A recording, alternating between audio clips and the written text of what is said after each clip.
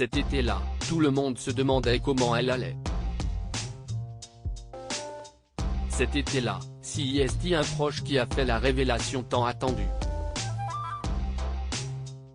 Meurtrie par l'affaire du Sofitel depuis près d'un an, Anne Sinclair se confiait dans les colonnes du Parisien aujourd'hui en France en août 2012. À la question « Comment va votre vie personnelle depuis votre séparation d'avec Dominique Strauss-Kahn ?», l'ancienne journaliste avait déclaré « J'ai bonne mine, j'ai pris des vacances, je retravaille durement, je suis à fond sur les élections américaines ».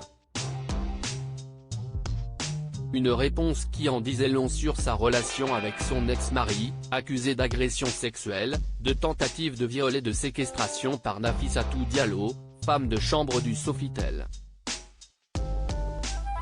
Avant d'assurer « Je vais très bien, merci », évoquant l'emballement médiatique autour de l'affaire qui a coûté à DSK son poste de directeur général du FMI, ses ambitions en politique et son mariage, Anne Sinclair a rappelé « En France, la presse est libre, ô combien, l'édition est libre ô combien, le cinéma est libre, ô combien.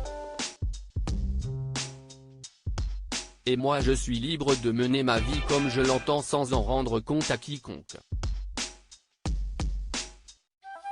Mitterrand avait une très belle phrase, « N'offense pas qui veut ». Elle peut servir souvent. Quelques semaines plus tôt, en juillet 2012, une source proche de Dominique Strauss-Kahn confirmait la séparation du couple. Supérieure à ces figures politiques trahies par des membres de leur famille et Anne Sinclair décidée à faire face dans la bagarre. L'ancienne journaliste de 7/7 s'était à nouveau confiée sur leur séparation dans les colonnes du Parisien en mai 2021.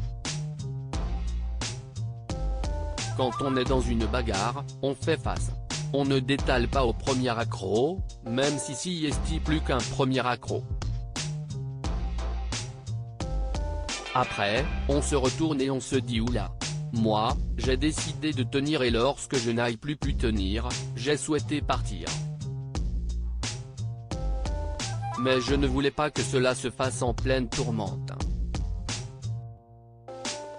Au départ, dans cette histoire de New York, je n'avais pas de raison de ne pas croire ce que mon ex-mari disait et de trouver que tout cela était d'une grande violence.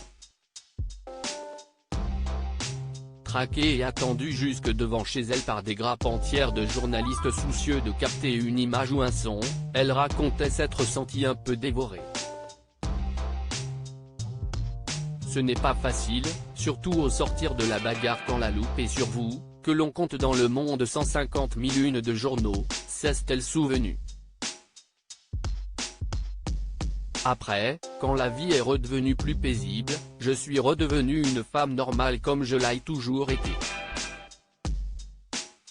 J'ai un compagnon avec lequel nous menons une vie heureuse sans faire les délices de la presse people.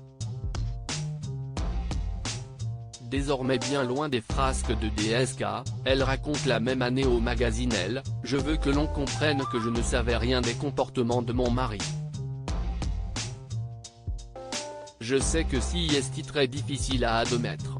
Avant de concéder, j'avoue que moi-même, si on me racontait cela, je ne le croirais pas, mais pourtant, c'est vrai. » À l'heure où son ancien époux prépare son retour en politique, Anne Sinclair continue de rebâtir sa vie loin de lui. Crédit photo, JB Tissier panoramique.